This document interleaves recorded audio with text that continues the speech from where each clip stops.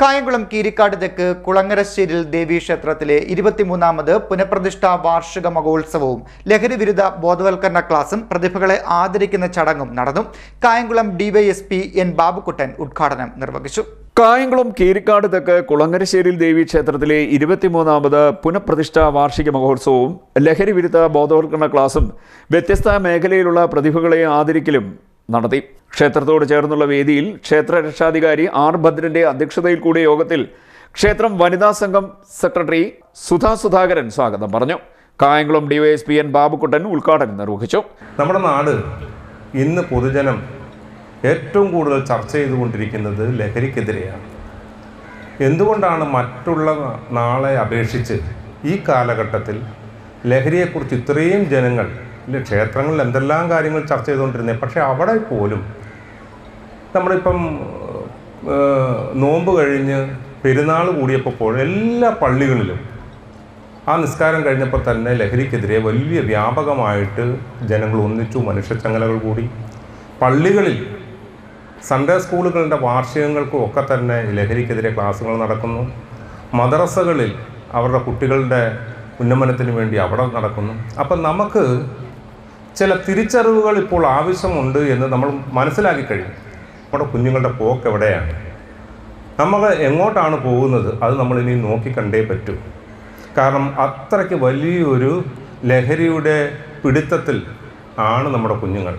അവരെ മോചിപ്പിച്ചില്ല എങ്കിൽ വരും തലമുറ എന്ന് പറയുന്നത് നമ്മൾ ഈ മാനസിക ആശുപത്രിയിൽ കാവലിരിക്കേണ്ട അവസ്ഥകളിലേക്ക് പോകും. നമ്മൾ മാതാപിതാക്കൾ കുഞ്ഞുങ്ങൾക്ക് വേണ്ടി മാനസിക ആശുപത്രികളിൽ കാവലിരിക്കേണ്ടതായ അവസ്ഥയിലേക്കാണ് നമ്മൾ പൊയ്ക്കൊണ്ടിരിക്കുന്നതെന്നുള്ള വളരെ വലിയൊരു ദുഃഖകരമായ സത്യം നമ്മൾ അറിഞ്ഞിരിക്കണം.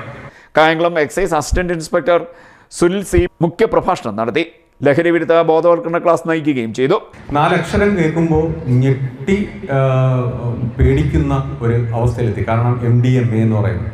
കാരണം പഴയ കാലത്ത് പ്രകൃതിയിൽ നിന്ന് കിട്ടുന്ന വിവിധ ലഹരി വസ്തുക്കളൊക്കെ ഉപയോഗിച്ചിരുന്ന സ്ഥാനത്ത് ഇന്ന് തികച്ചും രാസവസ്തുക്കൾ ചേർന്ന ലഹരി, രാസലഹരിയുടെ പിടിയിലേക്ക് നമ്മളുടെ കുട്ടികൾ എത്തിപ്പെടും. ഒരുപാട് കാരണങ്ങൾ ഇതിനുവേണ്ടി സാമൂഹ്യ ശാസ്ത്രജ്ഞന്മാർ, സൈക്കോളജിസ്റ്റുകളൊക്കെ നിരത്തുന്നുണ്ടെങ്കിലും ഒരു കുട്ടി ജനിച്ചു വളരുന്ന സാഹചര്യം വളരെ പ്രധാനപ്പെട്ടതാണ്. ഒരു കുട്ടി ജനിച്ചു വളരുന്ന കുടുംബം വളരെ പ്രധാനപ്പെട്ടതാണ്.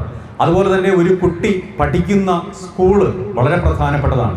ഒരു കുട്ടി വളർന്നു വരുന്ന സാമൂഹിക അന്തരീക്ഷം വളരെ പ്രധാനപ്പെട്ടതാണ്.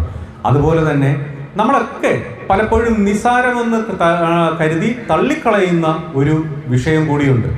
തുടർച്ചയായി പരാജയങ്ങൾ ഏറ്റുവാങ്ങുന്ന ഒരു വ്യക്തിയാണ് ലഹരിയുടെ ലോകത്തേക്ക് എത്തിപ്പെടുന്നതെന്നാണ് പറയുന്നത്. അത് നമ്മുടെ കുട്ടികളുടെ കാര്യത്തിലും നമ്മളൊന്ന് പരിശോധിക്കേണ്ടതാണ്.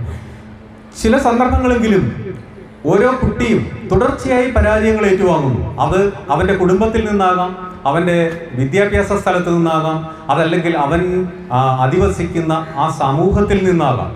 ഇങ്ങനെ തുടർച്ചയായ പരാജയങ്ങൾ ഏറ്റുവാങ്ങുന്ന ഒരു വ്യക്തി ലഹരിയുടെ ലോകത്ത്, കാരണം അവൻ എവിടെ നിന്നെങ്കിലും ആശ്വാസം കിട്ടണം.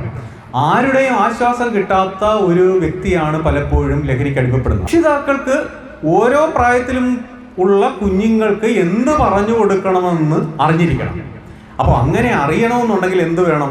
രക്ഷിതാക്കൾക്ക് ഈ കാര്യങ്ങൾ അറിയണം. ഓരോ പ്രായത്തിലുമുള്ള കുട്ടിയെ എങ്ങനെയാണ് വളർത്തേണ്ടതെന്ന് രക്ഷിതാവ് അറിഞ്ഞിരിക്കണം. കുർത്തിക്കാട് പോലീസ് സബ് ഇൻസ്പെക്ടർ ഇബി MS, വാർഡ് കൗൺസിലർമാരായ AP ഷാജഹാൻ, സുമി അജീർ, റെജി മാവനാൽ, മുൻ ചെയർപേഴ്സൺ ഗായത്രി തമ്പാൻ, ലഹരിമുക്ത campaign convener Liyakhath Parambil, father Philip Chethana, Chirakkulangara Muslim Jamaath chief ഇമാം മുഹമ്മദ് അസ്ലാം അസ്ഗിരി, സിയാദ് മണ്ണാമുറിയിൽ, ഷുക്കൂർ എന്നിവർ സംസാരിച്ചു. വിശിഷ്ട വ്യക്തികളെ ക്ഷേത്രം മുഖ്യ കാര്യദർശി KS രാജേഷ്, ക്ഷേത്രം പ്രസിഡന്റ് P സന്തോഷ്, ക്ഷേത്രം secretary Shaji Y, president KS Ratheesh എന്നിവർ ചേർന്ന് ആദരിച്ചു. വ്യത്യസ്ത മേഖലയിലുള്ള പ്രതിഭകളെ കായംകുളം ഡിവൈഎസ്പി എൻ ബാബുക്കുട്ടൻ ആദരിച്ചു. യുവജന കൂട്ടായ്മ പ്രസിഡന്റ് R സൂരജ് കൃതജ്ഞത പറഞ്ഞു. CDNet news, Kayamkulam.